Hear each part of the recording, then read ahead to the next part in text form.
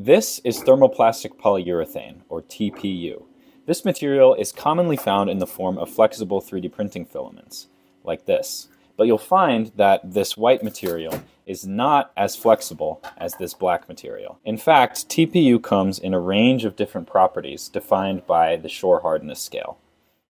Now this is Charlotte, a robot.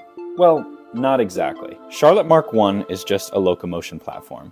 It consists of 8 legs driven by 4 motors, and I'm developing it to have some unique features that may help it perform a little bit better than a typical walking robot.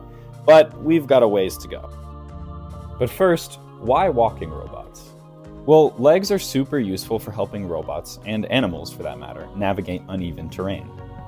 Second, why 8 legs? Well, during the gait cycle, at least 4 legs will be on the ground at the same time, giving the robot a super flat, stable stance. Plus, it's kind of spooky in a cool way, and I'm hoping for future versions of Charlotte to resemble a real spider, but that means that shrinking down the size is a must.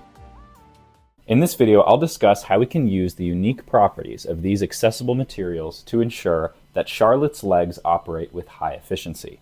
We will be optimizing stiffness distributions and maintaining low power operation so that when Charlotte shrinks, her motors still allow her to scuttle around. With enough time and resources, I can transform Charlotte into a perfect, yet inexpensive, spy robot.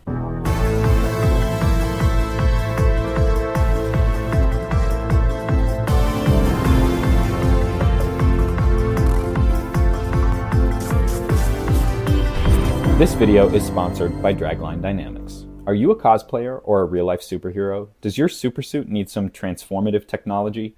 Protect your secret identity with Symbolite, a flexible lighting fixture that can hide under any garment. Order now at www.dragline.tech. Or, if you want superpowers for real, consult our expert who has graduate degrees in engineering and a decade of research experience. Schedule today at www.dragline.tech. Dragline Dynamics is democratizing technology for modern heroes, and that means you. When I started working on Charlotte, I already knew flexures were the key. Flexures are flexible mechanisms where bendable material takes the place of rotary joints, which consist of multiple parts. These types of mechanisms provide several benefits, including, but not limited to, reduced part count. An entire mechanism can be made as a single part as opposed to several parts. This means the mechanism could be completed with a single 3D printing or injection molding operation. Reduced friction. Because multiple parts are no longer sliding against one another, friction is far more negligible in a flexure. Of course, there are drawbacks. Joints and flexure mechanisms may enable unintended degrees of freedom, just because they're naturally flexible. When you have a flexure joint like this one, you can tell probably by the way it's made that it's only supposed to bend in this direction, right? But because it's flexible, just because of that innate property, it can also twist pretty heavily, and it can also bend this way. But it's not, this is kind of resisted somewhat, but it can still happen. Whereas, when you have a pin joint like this is a super flat mechanism, but it doesn't have that problem of extra degrees of freedom. So that's an inherent disadvantage for flexures like this. Obviously, if you made this really, really long, you would mitigate those extra degrees of freedom. But then you don't have a nice super flat mechanism like this. So that's an issue. Additionally, while friction is negligible, rotary joints are now resisted by the natural stiffness of the material. And when you have a flexure mechanism like this, you can see it doesn't suffer from friction, but it's still resisting me as I move it. And as a matter of fact, even though mechanisms like this suffer from friction, once they're in a certain position, there's no resistive force. So if you can imagine if you had some actuation mechanism, it would resist the movement, but it wouldn't resist the position. Once it's in this position, it can stay in this position without something having to pull on it. With a flexure, that is not the case, because while it doesn't resist velocity, it resists position, right? As you move it, the force that's trying to restore it to its original position increases. So you can call that another parasitic effect of flexure mechanisms. Furthermore, flexures can never rotate indefinitely. which of course is the sad reason why there are no animals with wheels. Finally, because the joints in a flexure mechanism consist of bending material, they can wear down over time. Even with these disadvantages, I am interested in having Charlotte rely on flexures because of their innate scalability. If we designed Charlotte's legs with pin joints, shrinking Charlotte's design would require shrinking the pin joints, which has a limit. When we talk about scalability of flexure mechanisms, if we're starting with something like this, which is a 4-bar linkage printed in a single piece, that's one of the main advantages of flexure mechanisms, right? But say we want to make this smaller. Literally all I did was go into the slicer for 3D printing this and just shrink down the STL file, and we end up with this. And as you can see, it functions the exact same way, except it's 3 times as small. For the rotary joint version, if we want to shrink this down, we have to talk about whether we're going to shrink the pins in the joints down or whether we're going to keep them the same size and sacrifice sort of like the wall thickness. And if we shrink the pins down, how is the backlash inside the pin joint going to change? Will we need to increase the precision just as much as we shrink this down? It's a lot of considerations to be had as opposed to just scaling down a CAD file. So given the already petite design of Charlotte you see in this video, just know she can get even smaller. So in choosing between flexures and traditional mechanisms, my choice was clear. But that's just the tip of the iceberg. What should these flexures look like? And how should they move? I started out with a mechanical roboticist's fantasy: tendon-driven legs. Tendons, of course, are the way many larger scale animals, including humans, are able to actuate their joints, and they come with many advantages. First, it's far easier for lightweight materials to be extremely strong in tension than compression. Tendons ensure that the vast majority of forces are in tension. It's one of the many ways humans can have such an impressive strength-to-weight ratio, one that robots have yet to even come close to. There are tendon-driven robots, and I've created many myself. For the reasons I've just explained, they are a tantalizing idea for many engineers. So I prototyped a flexible leg with the 3 joints necessary for creating a walking foot trajectory, with tie points and tunnels for the tendons to run through. So this is the tendon-driven leg. We have 3 joints, 2 in this plane here, and then 1 out of the plane right there, and 3 tendons, 1 for each joint. If we pull on this one, we drive that joint. We pull on this joint, we drive that tendon. With 3 independently actuated tendons, I could create independent motion in the 3 joints. The only question left was one of inverse kinematics. That is, what should the angular trajectory of each joint look like to generate my chosen gait trajectory at the foot? I did write a program to be able to solve this problem for me. Just input the leg geometry and the desired trajectory, and it will tell you the necessary cyclic motion for each tendon in the leg. At this point, an underlying issue for this approach became unignorable. Take a look at these trajectories. Very non-sinusoidal. Next to impossible to design a small mechanism to pull the cables with such a trajectory given input from a single motor. I could have a simple motor and pulley for each tendon with an added rotary encoder to track the trajectory, but then the entire 8-legged robot would require a completely unscalable 24 motors, which, let's face it, ridiculous. It will be absolutely necessary for a single motor to drive 1 leg, if not multiple legs.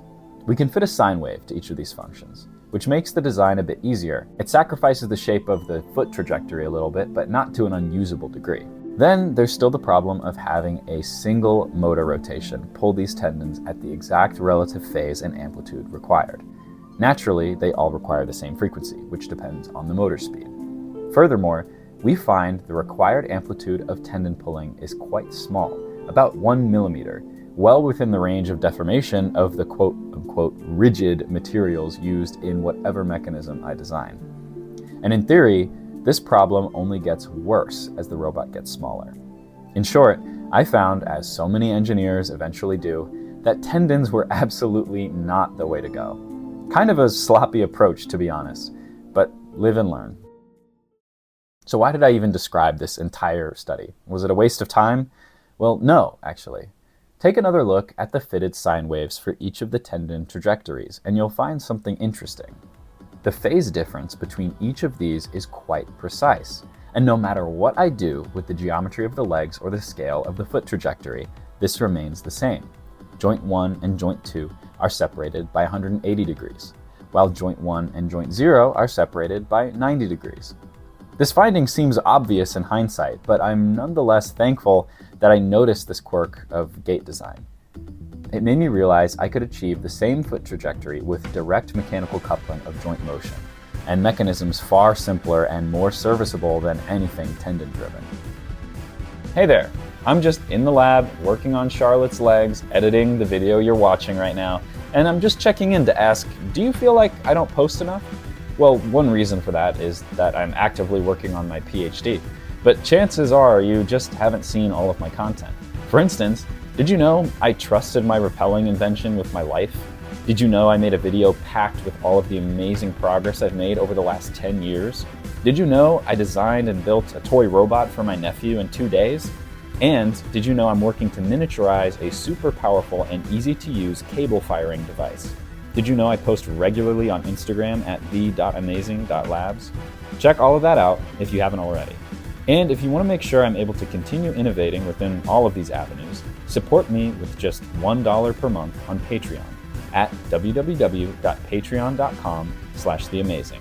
Or, if you can't support continuously, Dragline Dynamics is now accepting one-time donations via PayPal at the email draglinedynamics@gmail.com. Now, back to the video. First, let's look at joint 1 and joint 2, at the more distal end of the leg. These two joints are separated by a distance, and they require a 180-degree phase difference in their trajectories. So when we talk about the distal end of the leg, we're talking about joints 1 and 2. So joint 0 would be like over here somewhere. So we're talking about proximal and distal, right? And what it means when these two joints, 1 and 2, are out of phase by 180 degrees is that when this one is extended, this one is flexed, right? And when this one is flexed, this one is extended. And so what you end up having is, if you consider this to be the ground link here, that's grounded to the body of Charlotte, as these joints move 180 degrees out of phase, you end up with motion like this. And as you can see, what effectively this does is just move the foot link, which is this guy here, just up and down. So if we wanted to couple those two joints such that we only needed to actuate one and the other would just do its job, we can construct a 4-bar linkage where we couple the ground link, and let's say the input link is this link, and this is still our foot link here. We couple it with a 4th link here. And what that does is, all we need to do is actuate the input link here, which is the link that is more proximal than the foot, and we have our foot do that nice up and down motion just by moving this. And you can see as I move this, joints 1 and joints 2 are coupled with a 180-degree phase shift. Pretty neat. Now, all we have to do is couple joint 1 and joint 0. These two joints don't really require separation by a distance. They could collectively be described as a single joint with 2 degrees of freedom, effectively becoming Charlotte's hip. Coupling these degrees of freedom to have the required 90-degree phase difference is less trivial. 1 and joint 0 are a little bit trickier to couple because they don't operate in the same plane, right? Joint 1 and joint 2, they operate in this flat plane here. But joint 0 and joint 1 actually operate at 90 degrees to one another. So this one goes like this, and this one goes like this. And from this side, you see this one goes like this, and this one goes like this. And here in my original tendon-driven design, you see I have the 2 tendons to drive joint 0 here at the most proximal end, and joint 1 here at the most distal end. It's tricky to figure out how to couple these with a simple mechanism that is just 90 degrees out of phase. What 90 degrees out of phase means in this case is if you look at the cycle of this one going from here, here, and back again, right? Meaning that this is 0, this is 90, this is 180, this is 270, and this is 360. Joint 0 is at 0. Now it's at 90. Then that means this one is now at 0. And then when joint 0 moves to 180, this one is now at 90. And when joint 0 moves to 270, this one is now at 180. And when joint 0 moves to 360, essentially back to 0, this one is at 270. So it's just lagging behind by a quarter of the cycle, basically. Now, this is tricky to do, especially when these two mechanisms are out of plane with one another, but it's actually a simple type of motion called nutation. It can be seen in everything from mixing tables to arm circles. What I ended up doing was coming up with this super duper obvious mechanism, actually. So you can see if this is sort of the wall of the body of the spider, we turn this gear, like from a simple DC motor, and you can see that this is obviously rotating. But what this can do is it actually turns about this tilted axis as well. So if we do something to constrain the rotation of that, we actually end up with nutation. Let's see if I can. So now you see that that output link is not rotating, but rather nutating as this gear is turning. It's just sort of tilting this way. It's not rotating like this. So that was pretty cool. Finally, I had a framework in place that could create the gait behavior I wanted from a simple drive gear, meaning a single DC motor can do the job. Perfecting a tendon-driven version of this would have taken years and years of work. I was excited to see Charlotte finally walk, but still, I underestimated the problem. After constructing 8 legs and rigging up some rudimentary electronics, I noticed some strange behavior. I would have preferred to have one motor drive the left legs and one motor drive the right legs, but given the torque demand, I had to settle for 2 motors per side. The current draw, however, remained a problem, and this small motor driver couldn't get the job done. This was concerning because I knew the electronics absolutely had to remain small, no ifs, ands, or buts. The high torque requirement in the absence of any external load directly results from the innate stiffness of the flexure mechanism. And so we're going to take a look at why the current is so high to drive these legs. I already have my suspicions, but you can see here when we're running at 5 volts, which is pretty low, I don't want to damage the motors for this test, we're only drawing about 50 milliamps into the motor. So that's sort of our base. That's like the minimum we could possibly go for a leg that's just free moving in space. My original design for this framework saw a medium stiffness TPU being used for the legs, a compromise resulting from some conflicting criteria. I can't use a super stiff TPU, of course, because I need the mechanism to bend, and because the quote-unquote bones of the leg need to be able to hold up Charlotte's body, I can't use a super soft TPU either. So I settled for the middle ground. When creating a flexure with a material like this, the joints need to be elongated somewhat to ensure sufficient flexibility. However, this does lead to some of those unintended degrees of freedom I mentioned earlier.